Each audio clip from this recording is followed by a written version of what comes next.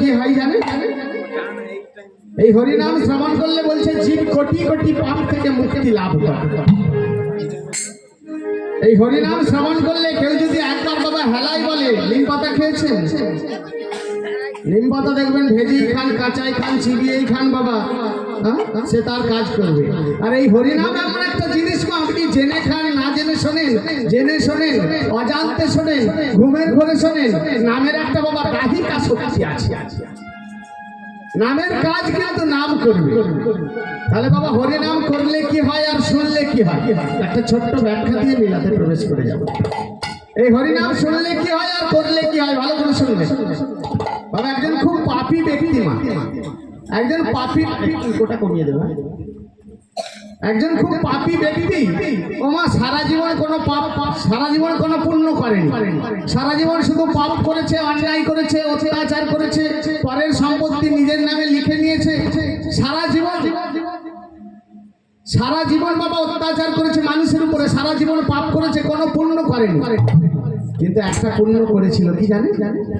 একদিন এক বৃষ্টির রাত্রিতে বাবা একজন কৃষ্ণ ভক্ত বৈষ্ণবকে বাড়িতে আশ্রয় দিয়েছিল।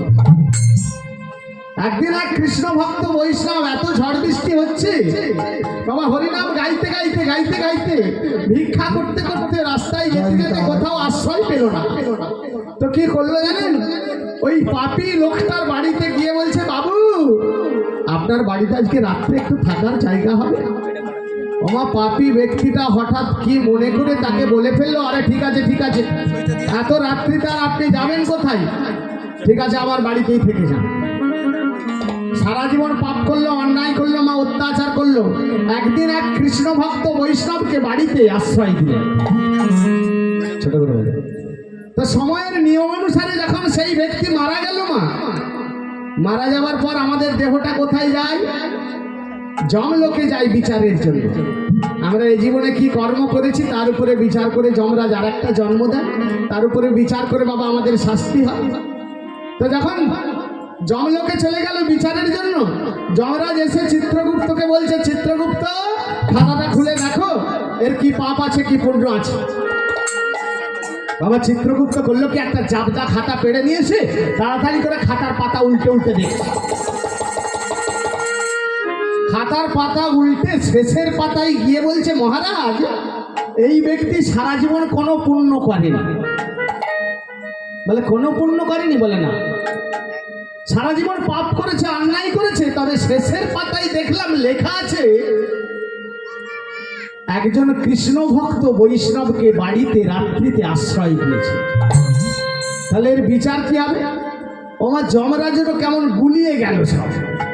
সারা জীবন পাপ করেছে, অন্যায় করেছে, পুণ্য করেনি, একদিন একজন কৃষ্ণ ভক্ত বৈষ্ণবকে বাড়িতে আশ্রয় দিয়েছে, তাহলে এর বিচার আমি কি করব?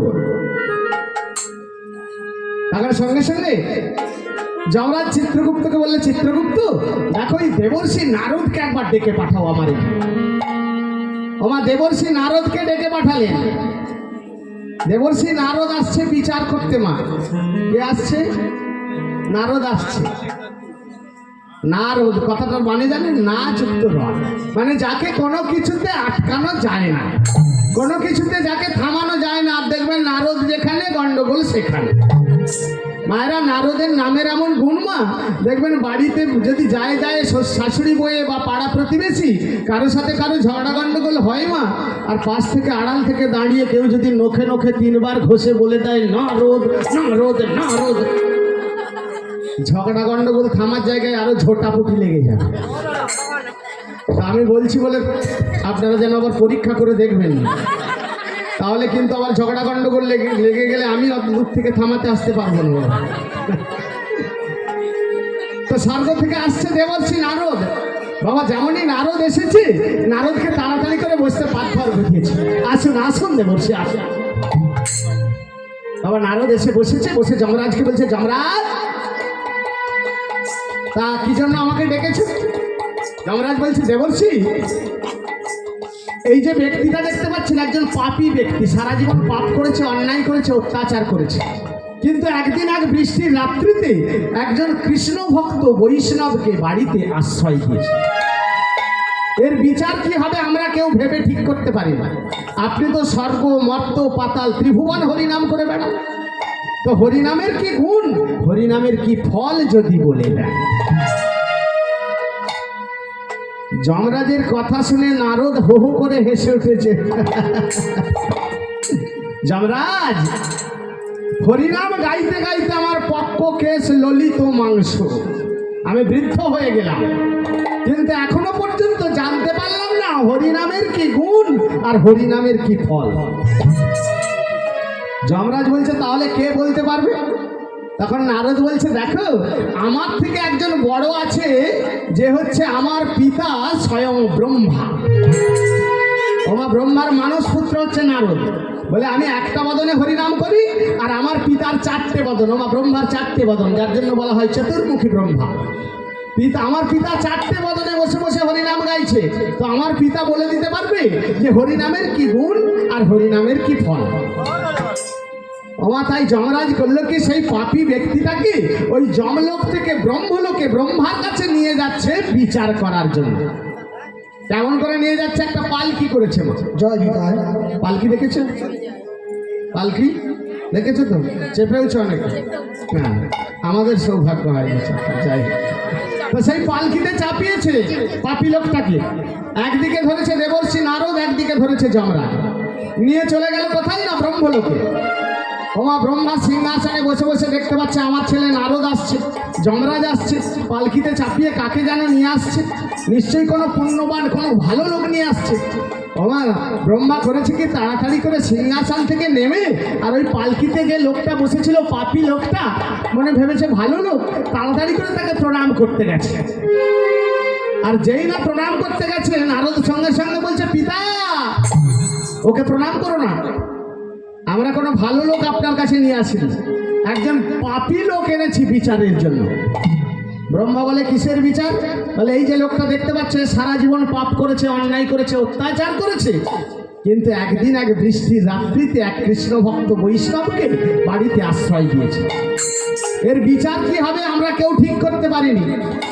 আপনি তো চতুর্বদনে মানে 4টে বদনে হরিনাম করেন, তা হরিনামের কি গুণ, হরিনামের কি ফল যদি বলে দেন। ব্রহ্মা বলছে পুত্র, কে বলেছে আমি 4টে বদনে হরিনাম করি?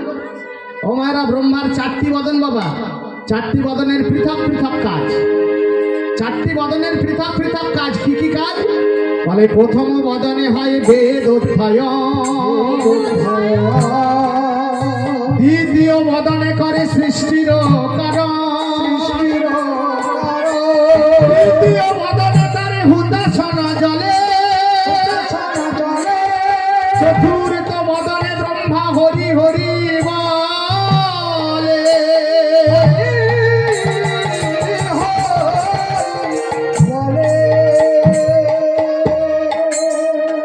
ওমারা ব্রহ্মার 4টি বদন, 4টি বদনের কি কি কাজ বলছে? প্রথম বদনে হয় বেদ অধ্যয়ন, প্রথম বদনে ব্রহ্মা বেদ পাঠ করতেন।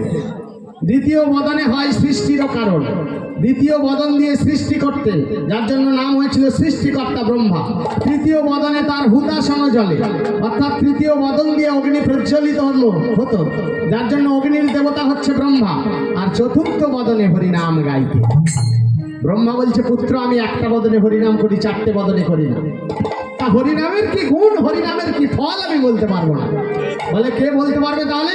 বলে দেখো, আমার থেকে একজন বড় আছে, কৈলাসে বসে আছে দেবাদিদেব মহাদেব। আমার 4টে বদন, তার 5টা বদন। বাবা ভোলানাথের 5টা বদন মা, যার জন্য নাম হয়েছিল পঞ্চানন। বলে সে পঞ্চমুখে বসে হরিনাম গাইছে, একমাত্র সেই বলতে পারবে হরিনামের কি গুণ, হরিনামের কি ফল। তাই করলো কি, ওই নারদ আর যমরাজ মা ওই পালকিতে পাপী লোকটাকে চাপিয়ে নিয়ে এবার ব্রহ্মলোক থেকে চলে যাচ্ছে শিবলোকে, কৈলাস পর্বত। আর এরা যখন পালকিটা নিয়ে যাচ্ছে, ব্রহ্মা মনে মনে চিন্তা করছে আমি তাহলে এই ব্রহ্মলোকে বসে থাকবো কেন, আমিও একবার গিয়ে দেখি ভোলানাথ ওর কি বিচার করে। আর এরা যখন মা পালকিটা নিয়ে যাচ্ছে, মনে ভাবছে ছেলেটার আমার বড় কষ্ট হচ্ছে, একদিকে কাঁধটা দিয়ে আছে, তাহলে আমিও একটু কাঁধটা লাগি। বাবা একদিকে ধরেছে দেবর্ষি নারদ আর ব্রহ্মা, আর আরেকদিকে ধরেছে যমরাজ। নিয়ে চলে গেল কৈলাস পর্বতে। কৈলাসে গিয়ে দেখছে মা পার্বতী বসে আছে, ভোলানাথ নেই। গিয়ে বলছে নারদ, গিয়ে বলছে ও মামি। নারদকে দেখে বাবা পার্বতী বলছে নারদ আয় আয় আয়। কি ব্যাপার? বলে মামা কোথায় গো? বলে তোর মামা দেখবি যা শ্মশানে বসে আছে। বাবা চলে গেল পালকিটা নিয়ে একবারে শ্মশানে। শ্মশানে নামিয়ে রেখে মহাদেবকে প্রণাম করলেন, মামা প্রণাম হই। নারদকে দেখে মহাদেব বলছে আরে নারদ কি ব্যাপার? বলে মামা তোমার কাছে একজন পাপী লোকের বিচার করার জন্য এসেছি। বলে কিসের বিচার? বলে এই যে লোকটা দেখতে পাচ্ছ, এ সারা জীবন পাপ করেছে, অন্যায় করেছে, অত্যাচার করেছে, কিন্তু একদিন এক বৃষ্টির রাত্রিতে একজন কৃষ্ণ ভক্ত বৈষ্ণবকে বাড়িতে আশ্রয় দিয়েছে। এর বিচার আমরা কেউ করতে পারি না। তুমি তো পঞ্চবদনে হরিনাম গাইছো, তোমার 5টা বদন, তাহলে হরিনামের কি গুণ, হরিনামের কি ফল যদি বলে দাও। ভোলানাথ বলছে নারদ, ওরে এই হরিনামের জন্য আমি সোনার কৈলাস ত্যাগ করে শ্মশানে শ্মশানে ঘুরে বেড়াই। কত হরিনাম আমি শুনলাম, কত হরিনাম আমি নিজের বদনেতে উচ্চারণ করলাম, কিন্তু আজ পর্যন্ত বুঝতে পারলাম না হরিনামের কি গুণ, হরিনামের কি ফল। নারদ বলছে ও মামা হ্যাঁ গো, তাহলে কে বলতে পারবে? বলে ওরে যার নাম তার কাছে নিয়ে চল। বৈকুণ্ঠে বসে আছেন স্বয়ং শ্রীহরি নারায়ণ, নারায়ণই একমাত্র বলতে পারবে তার নামের কি গুণ, তার নামের কি ফল। ওমা তাই করলো কি, শিবলোক থেকে একবারে বিষ্ণু লোকে নারায়ণের কাছে নিয়ে যাচ্ছে। আর এরা যখন পালকিটা নিয়ে যাচ্ছে তাহলে মহাদেব চিন্তা করছে তাহলে আমিও একবার যাই বিষ্ণু লোকে, একবার বিষ্ণু দর্শন হবে আর জানতে পারবো স্বয়ং নারায়ণের কি বিচার করে। আর এরা যখন পালকিটা বয়ে নিয়ে যাচ্ছে মা, মহাদেব চিন্তা করছে হ্যাঁ গো 3 জনে পালকিটা বইছে, আমি খালি যাব, তাহলে আমিও একটু কাঁধটা দিই। যেদিকে যমরাজ ধরেছিল সেদিকে দিয়ে দিয়েছে কাঁধটা। একদিকে ধরেছে দেবর্ষি নারদ আর ব্রহ্মা, আর একদিকে ধরেছে যমরাজ আর দেবাদিদেব মহাদেব। একবারে নিয়ে গিয়ে বৈকুণ্ঠে নিয়ে গিয়ে পালকিটা নামিয়ে দিয়েছে। দিয়ে নারদ গিয়ে নারায়ণকে প্রণাম করছে, নারায়ণ নারায়ণ নারায়ণ। নারদকে দেখে নারায়ণ বলছে আরে নারদ এই সকালবেলায় তুমি কি ব্যাপার? বলে প্রভু বড় বিপদে পড়ে এসেছি। বলে কিসের বিপদ? বলে ওই একজন পাপী লোকের বিচার করার জন্য আপনার কাছে এনেছি। বলে পাপী লোকের বিচার? বলে হ্যাঁ, ওই যে পালকিতে বসে আছে দেখতে পাচ্ছেন, ও কোনো ভালো লোক নয়, সারা জীবন পাপ করেছে, অন্যায় করেছে, অত্যাচার করেছে, কিন্তু একদিন এক বৃষ্টির রাত্রিতে একজন কৃষ্ণ ভক্ত বৈষ্ণবকে বাড়িতে আশ্রয় দিয়েছে। এর বিচার আমরা কেউ ঠিক করতে পারি না। তা আপনি যদি বলে দেন, একটু বিচার করে দেন, এর কি বিচার হবে? ওমা নারদের কথা শুনে নারায়ণ একবারে হো হো করে হেসে উঠেছে। নারদ বলে এর বিচার তো তোমরা করে দিয়েছো। বাবা নারদ চমকে গেছে, আমরা বিচার করে দিয়েছি? আমরা বিচার করতে পারিনি বলে আপনার কাছে নিয়ে এসেছি, আপনি বলছেন বিচার করে দিয়েছি? বলে হ্যাঁ তোমরা বিচার করে দিয়েছো। বলে প্রভু কি বিচার করলাম?